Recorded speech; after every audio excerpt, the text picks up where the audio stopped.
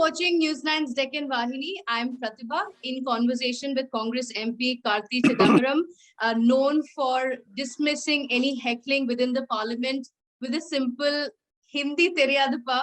His statement on online education seems to have resonated with a lot of people, as he said that online education needs to be regulated. He gave out some figures and examples as well as to why that's needed. Let's talk to Mr. Karti Chidambaram himself. Thank you so much for joining us. Mr. Karti, hello. Firstly, what prompted you to talk about this, and was there something else that you wanted to add while you spoke about it in Parliament? See, as a member of Parliament, it's our duty to bring to the attention of the House, and to the attention of the government and the attention of the country about pressing issues which crop up. And I have been reading about this. I've been seeing many posts on social media. I've also commented about it in the past, about the practices these Edtech companies are undertaking. They are force selling their courses on unsuspecting people who probably can't afford them. I mean, forcing them to take loans because they are tied up with the finance companies, which these loans are foisted upon them, and they are auto-debited. And secondly, you see, please understand, if one has to start even a simple nursery school, they need to get all kinds of permissions.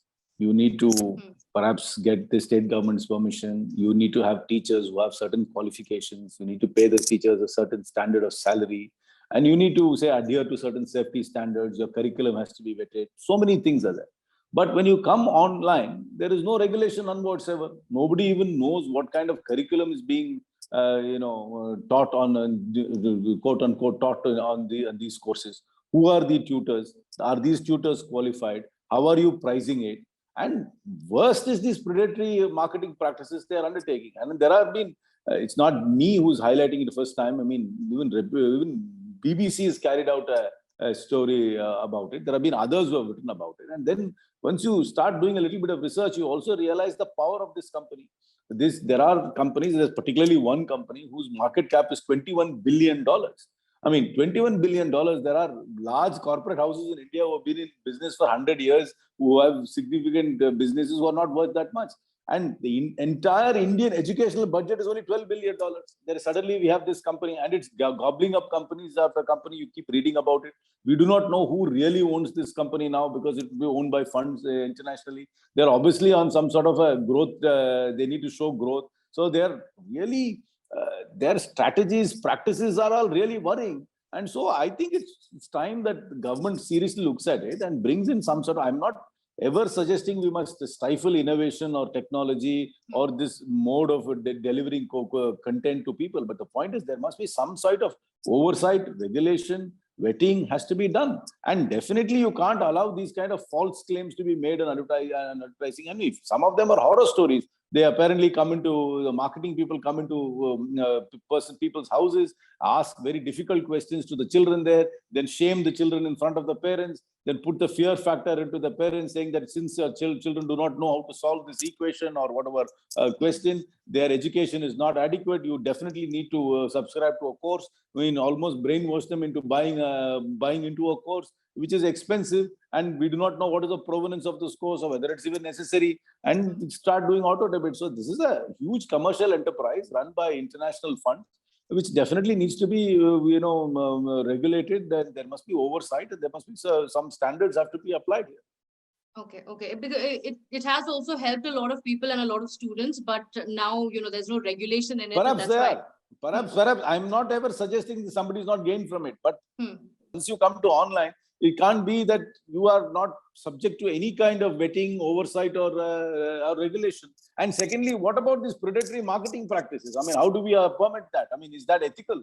I mean, can that be allowed to go on? I mean, there have been repeat cases of people saying that they're not able to cancel their subscription once they sign on because they're signed on to a loan which is doing auto debit to their account. So how can that be acceptable? So, before you spoke in Parliament, you had also written to the Education Minister regarding the same. No, I wrote to him after I spoke in Parliament. After I spoke in Parliament, as a follow-up, I wrote a much more detailed mail. I've also attached a lot of customer complaints people have put out on social media and things like that. Because this company is so powerful that they're able to pull down any criticism which comes in social media.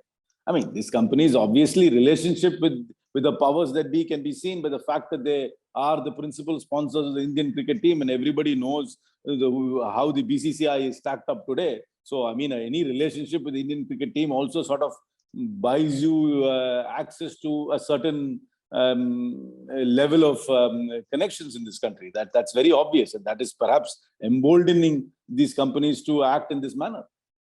Okay. Okay. So, but was there any response from the education minister, and do you, Not yet. see any positive response? That's I don't know. See, the point is that I have been getting support. I have been appreciation from across the board, from people from all over the country for highlighting this issue. I'm not suggesting by any means that I am the first one to highlight the issue, but I'm perhaps the first one to speak about it in Parliament. So it's been spoken about in a stage which got noticed. There have been many activists who have been writing about it. I think this is only a process. I mean, my agenda is to make sure that in India, we do not commercialize education, and education should not be should not be in the clutches of predatory marketing agents. That is my agenda. And I'm sure it'll get in traction by itself. The minister, obviously, I only wrote to him yesterday. I don't expect him to reply to the letter that quickly. But I think that this is the starting of a process by which there will be some positive outcomes eventually. Yeah, it definitely seems to have resonated with the people, a lot of people, especially on social media. There were so many people writing about their own experiences.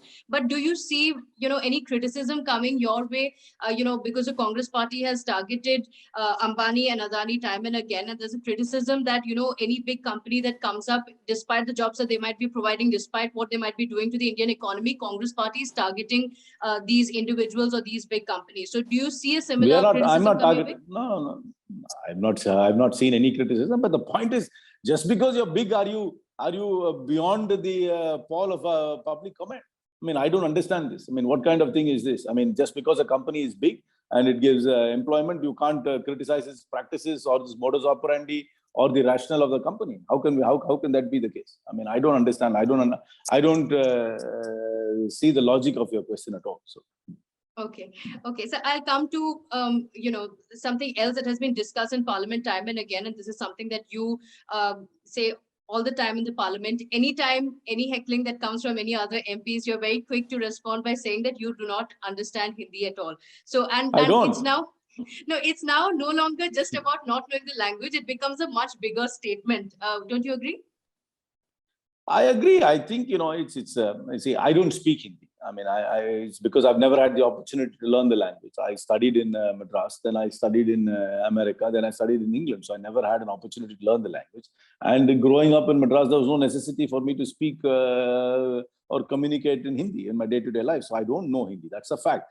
Many of us in this country do not know Hindi. And so that still doesn't make us lesser citizens of India. Sometimes this agenda, particularly of the BJP, is to thrust this Hindi on all of us and to sort of make this, they have this agenda of one this, one that. They also want to have one language, and that's not going to work. And it's in our way of asserting our individuality by clearly stating that we do not know the language. I mean, there are instances where members of Parliament from the BJP and the ministry who perfectly know that we do not know Hindi and they can speak English, but would still address us in Hindi, which I think is rather rude on their part.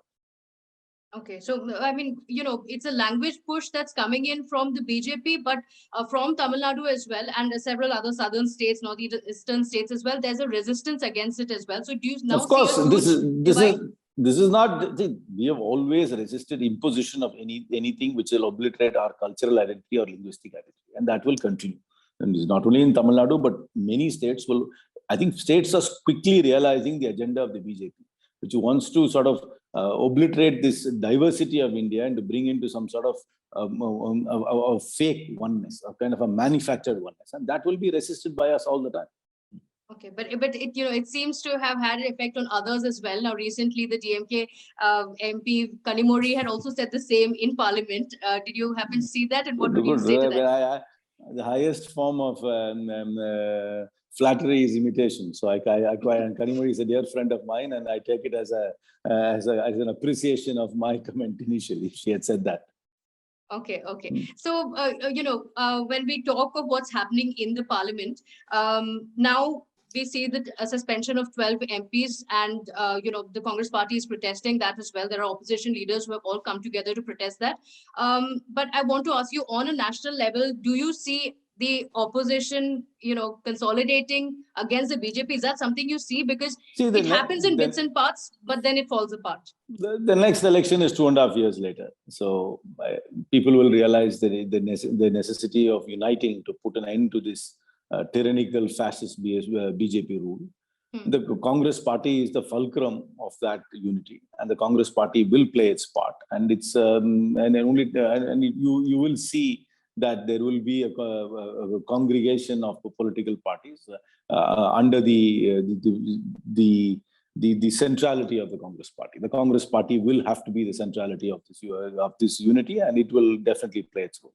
But then how do you see the role of a leader like Mamata Banerjee, who openly dismisses UPA by saying there is no UPA? We could rename it as anything else later on, but whatever agenda Ms. Mamata Banerjee wants to achieve cannot be achieved by excluding the Congress. And I think she's a seasoned politician and she knows that better than me. Okay, so, you can't say criticism, but Mamata Banerjee seems to be dismissing Congress every once in a while. Is that something that the Congress party will put up with? At the moment, we are not facing a national election. We are facing state elections where many parties have different agendas. So this is all political jousting. So I do not see that this is going to be a reason why we can't come together in the future. I'm sure we will come together in the future. If the agenda is if all these parties share the agenda of booting out the BJP, there will have to be a coming together of everybody, and the Congress will have to be the centrality of that. Okay, so Congress party would be open to the idea of, the opposition leaders coming together, even if Rahul Gandhi is not at the helm. No, I am not here. I can't comment on all those things. And how we want to, how this formation should operate, and what will be the hierarchy is not something. It's all way beyond my pay grade to say all those things. So I'm really not in a position to comment about all that. Okay. So lastly, because in Parliament, even now discussions are taking place, but even today, if you see, while discussions are taking place on Omicron and coronavirus situation, it gets disrupted by the opposition leaders raising a few demands. So do you see it as a healthy? See, we in the opposition raise issues which we want to discuss, and the government must allow us to have a say. I mean, as in parliamentary parlance, it's known, the opposition must have its say and the government can have its way. This government doesn't want to sometimes discuss critical issues. That is why they have suspended 12 members from the Rajya Sabha for apparent events which happened in the monsoon session, in the winter session, because they want to create a manufactured majority. And in the Lok Sabha today, we were very clearly only highlighting a report of their own government's SIT in Uttar Pradesh, which suggested that the events in Lakhimpur were a premeditated murder. So we wanted the minister who's sort of associated with it to tender his resignation. And that's the only reason we were raising a demand, and the government was not willing to heed us, or nobody in the government was willing to even come and give a statement. And today, if you've seen the events which have unfolded in Uttar Pradesh, the kind of the behavior that said minister has indulged in, I think our demand has been very legitimate. Okay, so the opposition leaders have always said that, the government is not ready for a healthy debate. The government has also always maintained that the opposition leaders don't want to debate. They just want to create ruckus and no, that is not true. That is not true. Which is the debate we have shied away from, which the government actually wanted and allowed us to happen? I mean, the last time we wanted to talk about Pegasus, they didn't allow us. Last time we wanted to talk about the farm laws, they didn't allow us. We wanted to talk about the fuel price hike, they didn't allow us. Today, there is a legitimate demand because of an unfolding events. You don't allow us to speak. So which is the debate we are shying away from? We are not shying away from any debate. In fact, we want to say, because we know the numbers are not in our favor, the numbers are in their favor. So the only thing we can do is make a point, and we are willing, and we are more than willing to make a point in Parliament in a structured manner. Okay. Lastly, I want to ask you, now recently after Prime Minister Modi's visit to Varanasi, Rahul Gandhi said that there's a huge difference between Hindutva and a Hindu, a Hindutvawadi and a Hindu. He said there's a huge difference. Do you agree with that? See, the Hinduism I practice, Hinduism I grew up with, was an inclusive faith. But the agenda of the BJP, call it Hindutva if you want, is not inclusive, it's exclusive. And it is also sort of a for muscular nationalistic identity, as opposed to a broad philosophical inclusive identity. In that way, there is a difference between the Hinduism practiced by the people and the Hindutva which is being propagated and thrust upon by the BJP. I think there is a clear distinction and people must ponder about it. And I clearly see the distinction myself.